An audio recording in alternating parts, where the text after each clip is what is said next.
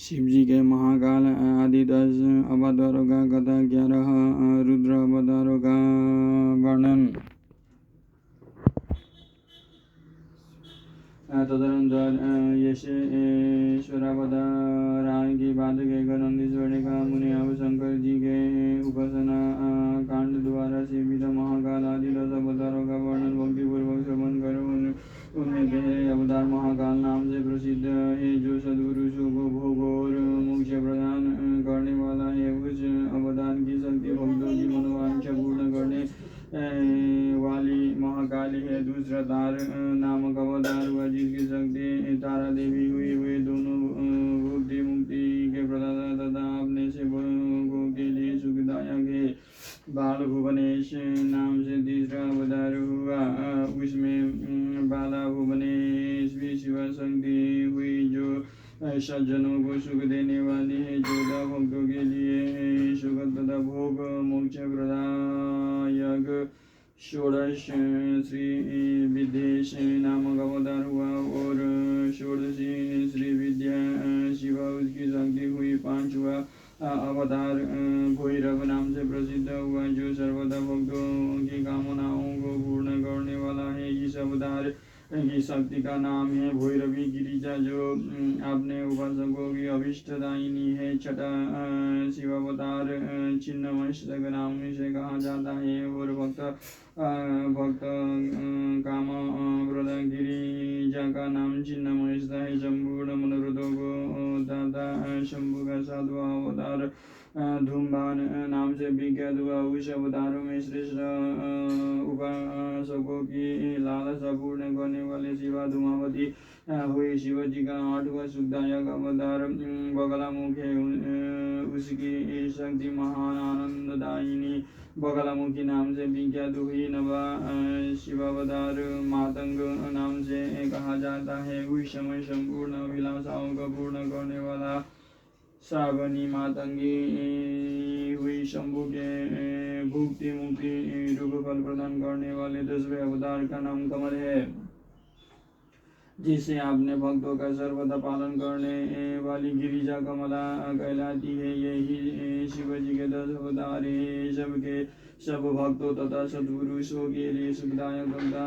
भोग मोक्ष के प्रदाता है। जो लोग महात्म्य शंकर के इन 10 अवतारों को निर्विकार भाव से सेवा करते हैं, उन्हें ये नित्य नाना प्रकार के सुख देते रहते हैं। उन्हें इस प्रकार मैंने 10 अवतारों का महात्म्य वर्णन कर दिया।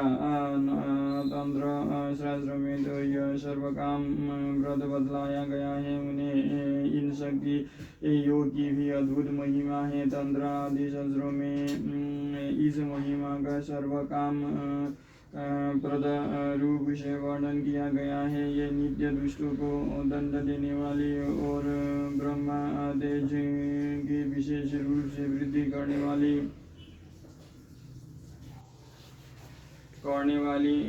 है। ब्राह्मण, इस प्रकार मैंने तुमसे महेश्वर के महाकाल आदि 10 शुभ अवतारों का शक्ति सहित वर्णन कर दिया। जो मनुष्य समस्त शिव पर्वों के अवसर पर इस परम पावन कथा का भक्तिपूर्वक पाठ करता है, वो शिव जी का परम प्यारा हो जाता है। इस आख्यान का पाठ करने से ब्राह्मण के ब्रह्म तेज की वृद्धि होती है, क्षत्रिय विजय लाभ करता है, वैश्य धनपति हो जाता है, और शूद्र को सुख की प्राप्ति होती है।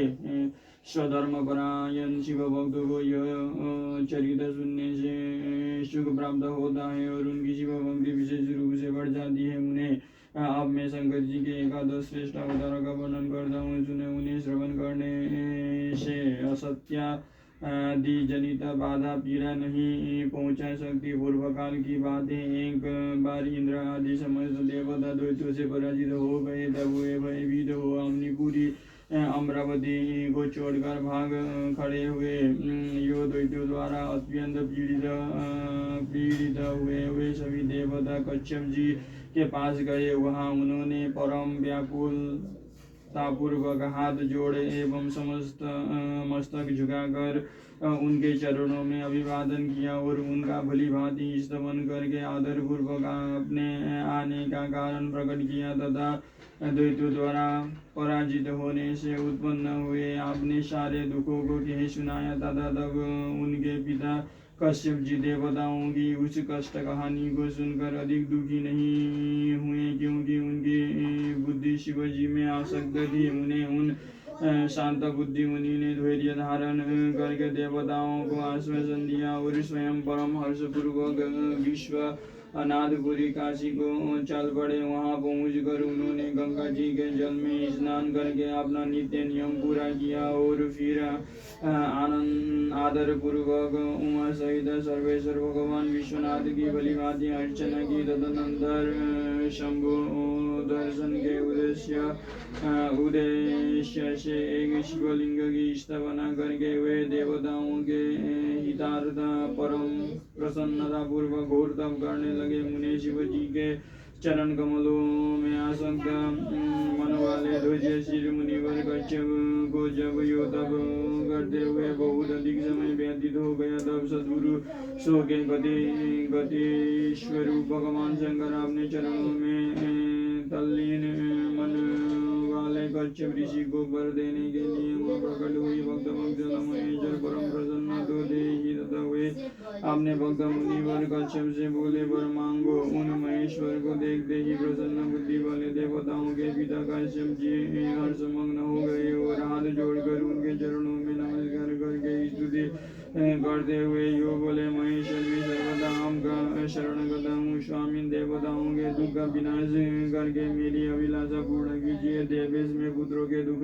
से विशेष दुखी हूँ, अतः इस मुझे खुशी कीजिए, क्योंकि आप देवताओं के सहायक हैं। नाथ महाबली दैत्यों ने देवताओं और यक्ष को पराजित कर दिया है, इसीलिए शंभु आप मेरे पुत्र रूप से प्रकट होकर देवताओं के लिए आनंद दाता बनिए। नंदीश्वर जी कहते हैं, मुने कश्यप जी के ऐसा कहने पर सर्वेश्वर भगवान शंकर उनसे तथेति ऐसा ही होगा यो कहकर उनके सामने वहीं अंतर्ध्यान हो गए। तब कश्यप भी महान आनंद के साथ तुरंत ही अपने स्थान को लौट गए। उन्होंने वहाँ सारा वृत्तांत आदर पूर्वक देवताओं से कहा सुनाया। तदनंतर भगवान शंकर अपना वचन सत्य करने के लिए कश्यप द्वारा सुरभि के पेट से 11 रूप धारण करके प्रकट हुए। उस समय महान उत्सव मनाया गया, सारा जगत शिवमय हो गया। कश्यप मुनि के साथ साथ सभी देवता हर्ष विभोर हो गए। उनके नाम रखे गए कपाली, पिंगल, भीम, विरूपाक्ष, बिलोहित, शास्ता, अजपाद, बुद्धियन, शंभु, चंड तथा भवय। 11वें रुद्र सुरभि के पुत्र कहलाते थे। सुख के आवास स्थान है और देवताओं की कार्य सिद्धि के लिए शिव रूप से उत्पन्न हुए। ये कश्यप नंदन वीर वर रुद्र महान बल पराक्रम संपन्न थे। इन्होंने संग्राम में देवताओं की सहायता करके दैत्यों का संहार कर डाला। इन्हीं रुद्रों की कृपा से इंद्र आदि देवगण दैत्यों की जीत पर निर्भय हो गए। उनका मन स्वस्थ हो गया और वे अपना अपना राज्य कार्य संभालने लगे। तब भी शिव स्वरूपधारी वे सभी महारुद्र देवताओं की रक्षा के लिए सदा स्वर्ग में विराजमान रहते हैं। तथा इस प्रकार मैंने तुमसे शंकर जी के 11 रुद्र अवतारों का वर्णन कर दिया। ये सभी समस्त लोगों के लिए सुखदायक है, निर्मल आख्यान, संपूर्ण पापों का विनाशक, धन, यश और आयु का प्रदाता तथा संपूर्ण मनोरथों को पूर्ण करने वाला है।